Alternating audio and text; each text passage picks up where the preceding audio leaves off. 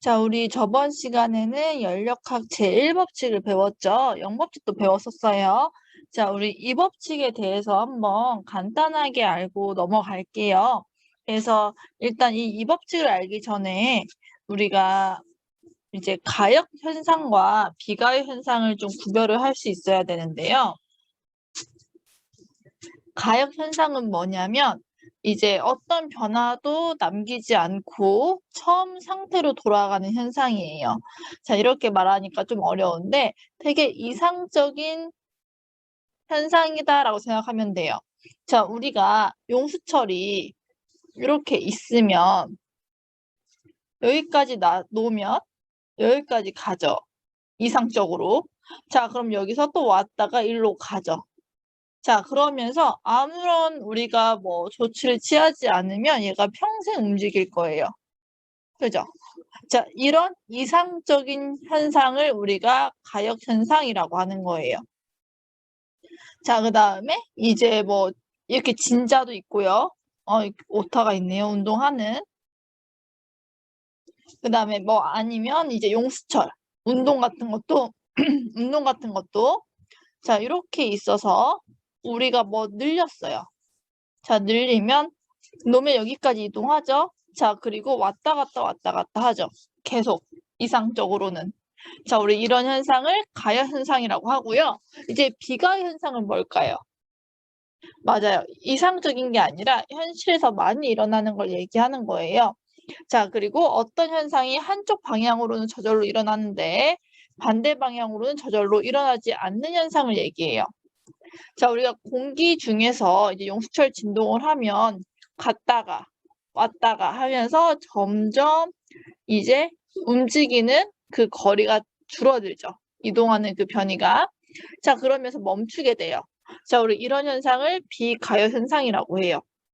자, 이렇게 이쪽 방향으로 점점 감쇄하는 건 되는데 우리가 가만히 냅뒀다고 얘가 갑자기 진동하기 시작하면서 이렇게 커지나요? 그건 아니죠. 그래서 이런 식으로 한쪽 방향으로는 저절로 뭐 자발적으로 일어나는데 이제 반대 방향으로는 저절로 일어나지 않는 현상을 우리가 이제 비가역 현상이라고 합니다. 자, 그 다음에 이제 뭐 반진자도 마찬가지죠. 이렇게 하다가 감쇄하게 되죠. 자, 네, 거꾸로는 일어나지 않아요. 그죠? 이런 거를 비가역 현상이라고 하는 거예요. 자, 그 다음에 열의 이동도 마찬가지예요. 우리 열이 어디서 어디로 이동해요? 고온에서 저온으로 이동하죠. 자, 이렇게 저절로 일어나요. 하지만 반대 방향으로 저온에서 고온으로 일어나진 않잖아요. 이동하진 않잖아요. 우리 이런 거. 그 다음에 잉크나 연기의 확산. 우리가 이렇게 여기다가 뭐 물에다가 잉크를 하나 떨어뜨렸어요. 얘가 좀 있다가 이렇게 확산이 일어나죠. 자, 우리 이런 것도 비가역 현상이에요. 갑자기 이렇게 퍼져 있던 게 하나로 뭉치진 않잖아요. 그죠? 자, 그래서 가역 현상은 뭐냐면 마찰이나 공기 저항이 없는 매우 이상적인 상황에서만 가능해요. 그래서 자연현상의 대부분은 이제 한쪽 방향으로만 일어나는 비가역 현상입니다. 자, 그러면 연력학 제2법칙이 뭐냐? 자, 연력학 제2법칙은 이제 자연현상은 다 비가역적으로 대부분 일어난다는 거예요. 자, 우리 이걸 뭐라고 하냐면 무질서도가 증가하는 방향으로 일어난다라고 하는 거예요. 자, 우리가 이제 어떤 개를 고립시켜서 외부와의 상호작용을 없애요. 자, 없애면 이제 의 분자들의 배열이 이제 질서가 있다가 이제 무질서하게 바뀐다. 이쪽 방향으로만 바뀐다라는 거예요. 그리고 이제 무질서하던 게 갑자기 질서 있게 스스로 자발적으로 일어나진 않는다라는 거예요. 자, 그 다음에 또 다른 의미는 역학적 에너지는 전부 열 에너지로 전환될 수 있는데 이제 분자 열 에너지가 다 역학적 에너지로 전환되지 않는다라는 걸 얘기하고요. 또 다른 말로는 이제 열 같은 게 고온에서 저온으로 이동하지 저절로 저온에서 고온으로 이동하는 건 아니다라는 거예요. 자, 그리고 이 말은 결국에 고립계에서 자발적으로 일어나는 자연현상은 항상 확률이 높은 방향으로 진행된다는 겁니다. 자, 우리가 여기다가 이렇게 뭐 기체 분자가 있고요. 여기 조그만 구멍을 뚫었어요. 그러면 얘가 이제 이쪽으로 이동을 하게 되죠. 이동을 하면서 대충 얼추 비슷하게 맞춰져요. 자, 이렇게 되지. 반대로 이렇게 냅둔 상태에서 내비두면 이 모든 분자들이 다 이쪽으로 가서 이런 상황이 되진 않죠. 자, 우리 이런 거를 열역학체 이법칙이라고 합니다. 자, 우리 이제 열기관과 열효율에 대해서 배울 거예요. 이 열기관은 뭐냐면 이제 열 에너지를 역학적인 일로 바꿔주는 장치를 우리가 열기관이라고 해요. 자, 그 다음에 이 열기관은 반복되는 순환 과정을 거치게 되고요. 자, 그러면서 아까 말한 것처럼 열을 일로 바꾸는 것을 말합니다. 그래서 열기관을 우리가 표시할 때 이런 식으로 지금 여기 있는 그림 있죠? 이런 그림처럼 이제 표현을 해요. 자, 그래서 고열원이 있고요. 이 고열원은 뭐냐면 이제 여기 안에가 열기관인데 이 열기관에다가 열을 공급하는 저장체라고 생각을 하면 돼요. 자, 그래서 고열원이 있고, 자, 저열원은 뭐냐면 이제 열기관 바깥으로 이제 온도가 낮은 부분을 얘기하는 겁니다. 그다음에 작동 물질은 뭐냐면 열기관 내부에서 이제 일을 하는 물질을 우리가 작동 물질이라고 해요. 자, 그래서 우리가 열기관에서 효율을 나타낼 때 어떻게 얘기하냐? 자, 모든 열기관이 다 지금 이렇게 설명을 합니다. 고온에서 이 고온을 우리가 T1이라고 할게요. 이 열원으로부터 이제 Q1만큼의 열을 얘가 흡수하게 돼요. 이 열기관에서 흡수하게 되고요. 이제 이 흡수한 것 중에서 W만큼 일을 하게 되고요. 그럼 남는 열이 있겠죠? 이 남는 열은 이제 저열원, 이 T2인, 이 온도가 T2인 저열원으로 방출하게 돼요. 자, 그러면서 다시 또 원래 상태로 돌아오게 됩니다. 아까 위에서 보면 반복되는 순환 과정이라고 했었죠? 자, 이렇게 이제 여기서 열을 공급해줘서 이만큼의 열량을 흡수하고 이만큼의 열을 흡수하고 자, 이만큼 W만큼 일을 하고 남은 거를 다시 저열원으로 방출하고 자, 그러고 다시 돌아가고 우리 이런 거를 이렇게 계속 순환하는 이것을 우리가 열기관이라고 하게 되는 거예요. 자, 그러면 이때 이 열기관의 내부 에너지는 어떻게 되느냐? 자, 한 번의 순환 과정을 거치면서 다시 처음 상태로 돌아와요. 자, 그러기 때문에 이제 이 내부 에너지의 변화는 0이 되게 됩니다. 자, 그래서 이제 외부에서 한 일이 얼마큼이 되냐? 되게 이상적인 것을 얘기하고 있는 거예요. 외부에서 하는 일은 열역학 제1법칙 Q는 델타 U 플러스 W에서 이제 델타 U가 0이 되겠죠? 자, 그러면서 이제 Q가 W가 되게 돼요. 자, 그럼 이 Q가 어떻게 되냐? 이제 처음에 흡수한 것을 Q1이라고 하고 방출한 거를 Q2라고 하면 이제 이 W만큼 일을 하는데 쓰이는 열은 얼마큼이냐면 Q1에서 Q2를 뺀 값이 되겠죠. 자, 그래서 이 W는 Q1에서 Q2를 뺀 값이 되는 겁니다. 되게 중요해요. 자, 그래서 여기서 이제 뭘 물어보냐면 이제 열 효율을 물어봐요. 열 효율이 어떻게 쓰냐면 이제 E라고 쓰게 돼요. 자, 이 열 효율은 어떻게 되냐? 이제 이 처음에 흡수한 Q1에서 얼마큼 많이 이제 일을 했냐라는 걸 얘기하는 거예요. 자, 그래서 이제 처음 흡수한 열 Q1에 대해서 외부의 한 일의 비율을 열 효율이라고 하는 겁니다. 자, 그래서 흡수한 열분의 얼만큼 일을 했는지. 자, 그럼 이걸 기호로 쓰면 Q1분의 W가 되겠죠. 자, 그럼 이 W가 아까 뭐였어요? 이 한 일의 양이 Q1 빼기 Q2였죠? 자, 그래서 이렇게 쓸 수가 있고요.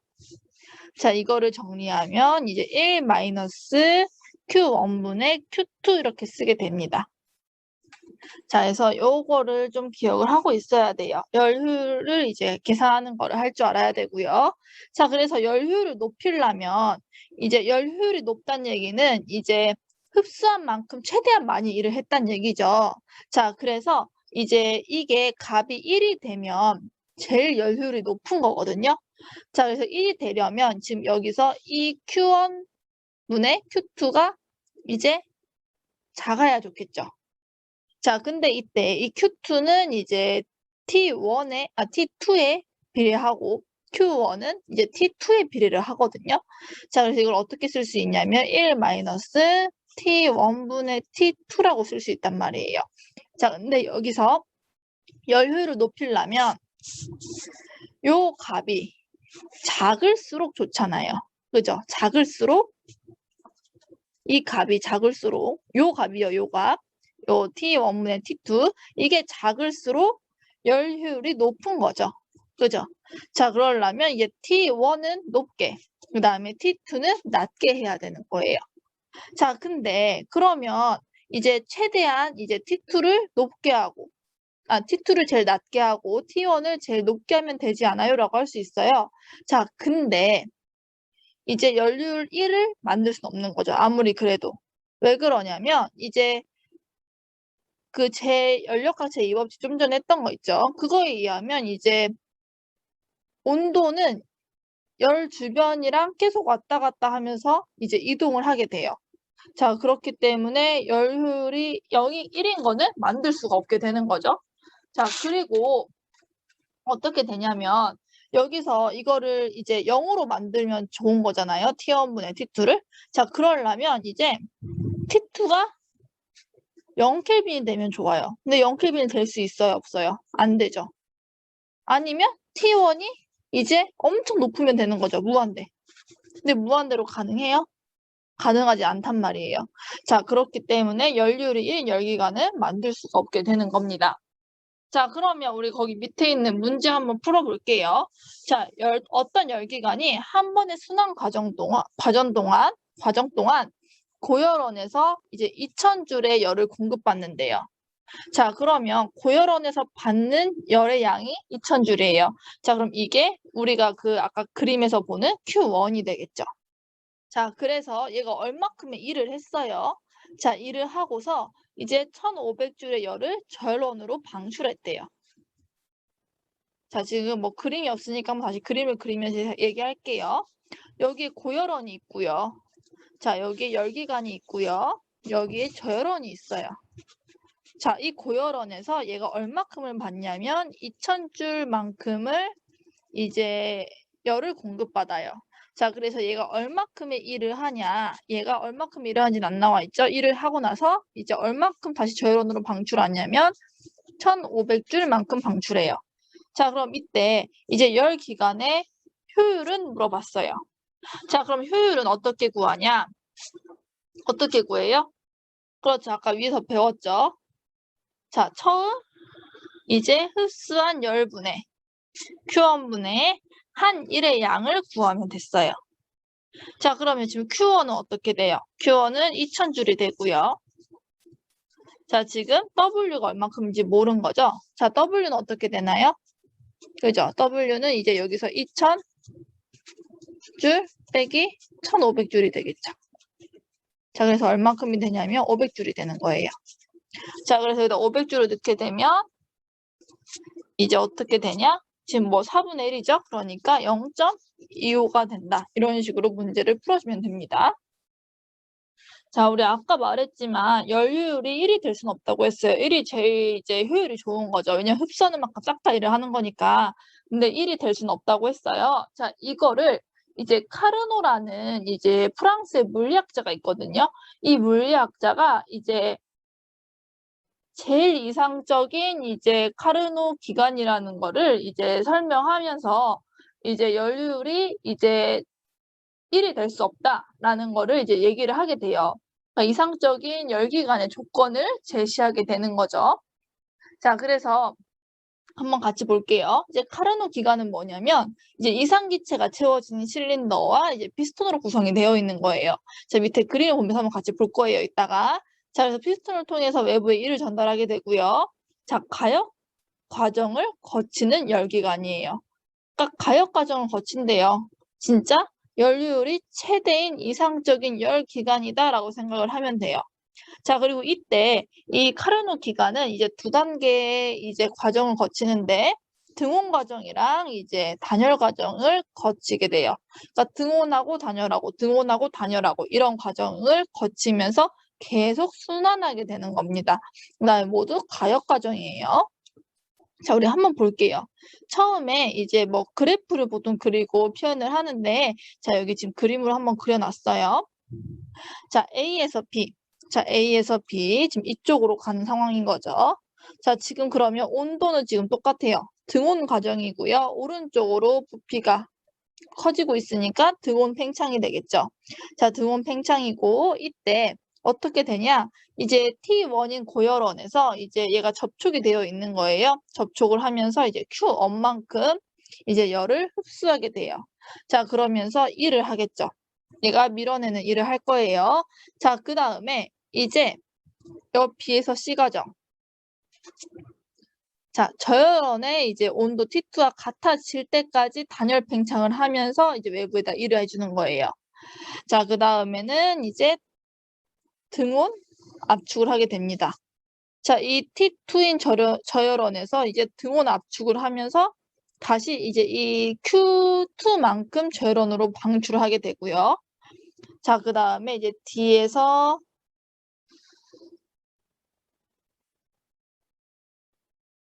이제 A로 가면서 이제 단열 압축을 하게 되는 거예요. 이제 다시 온도가 압축하면서 T5까지 다시 상승하는 거예요. 상승하면서 우리 아까 처음 상태로 돌아오는 거죠. 자, 그래서 계속 돈다는 거예요. 실제로는 불가능한 상황이죠. 이제 이상적으로 설계를 해본 겁니다. 자, 그럼 이랬을 때 지금 밑에 한 번씩 써져 있죠? 자, A에서 B 과정. 자, 우리 위에 거 지금 화면이 크게밖에 안 되니까 그러는데 이제 여러분들은 위에 거 보면서 같이 하세요. 자, A 거는 무슨 과정이죠? A는? 그렇죠. 등온 팽창 과정이죠. 자, 등온 팽창이기 때문에 이제 온도는 일정하고요. 자, 온도는 일정하고 델타 T는 0이고 팽창하게 되니까 이제 델타 V가 어떻게 돼요? 양수가 되는 상황이죠. 자, 이때 우리가 QW, 델타 U가 어떻게 되는지 볼게요. 자, 일단 델타 T가 0이에요. 자, 그러니까 델타 U가 어떻게 되죠? 0이 되겠죠. 그 다음에 이제 델타 V가 양수니까 이제 W가 양수가 되겠죠. 왜냐하면 W는 P 델타 V니까. 자, 그럼 Q가 어떻게 되냐? Q가 양수가 되겠죠. 우리 아까 여기서도 열이 흡수된다고 했잖아요. 그죠? 열이 흡수된다고. 자, 그렇기 때문에 이제 Q가 양수가 될 거예요. 자, 두 번째 과정은 어떻게 되냐? 아까 단열 팽창이었죠. 자, 단열 팽창이래요. 자, 그러면 Q가 0이 되는 거죠. Q가 0이 되고 팽창이니까 델타 V가 양수가 되겠죠. 자, 그러면 Q는 0. 이제 델타 V가 양수니까 한일이 플러스가 되겠죠. 그럼 델타 U가 어떻게 되겠어요? 마이너스가 되겠죠. 왜냐면 이 두 개 더했을 때 이제 Q가 돼야 되니까. 자, 그 다음에 C에서 D 과정 어떻게 돼요? 등온 압축이 됩니다. 자, 등온 압축은 어떻게 돼요? 델타 T가 0이고 델타 V가 음수가 되겠죠. 자, 그래서 이제 델타 T가 0이니까 이제 델타 U가 0이 되고요. 그 다음 델타 V가 음수니까 W가 마이너스 값이 나옵니다. 자, 그래서 이 두 개 더해서 Q는 마이너스가 되겠죠. 자, 그래서 이때는 열이 외부로 빠져나가는 거예요. 열을 방출하는 상황이 되겠죠.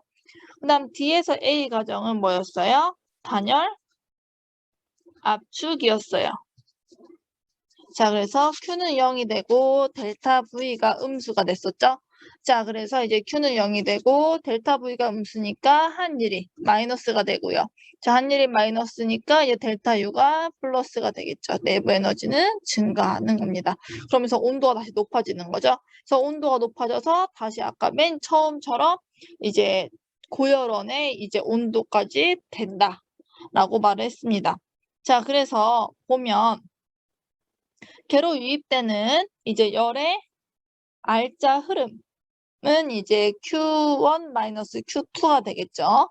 자, 그러니까 Q만큼의 얘기하는 거예요. 자, 알짜 흐름. 자, 그러면 이거는 이제 그 밑에서 한 1의 양과 같겠죠. 우리 아까 설명한 거랑 똑같아요. 자, 여기 이 넓이가 뭐가 되냐면 한일이라는 겁니다. 자, 그러고 이제 이때 카르노 기간의 열 효율을 보는 거예요. 열 효율을 보게 되면 이제 Q1분의 W가 되고요. 이거는 이제 1 마이너스 이제 Q1분의 Q2로 쓸 수 있겠죠? 왜냐면 이게 Q1 마이너스 Q2가 되니까.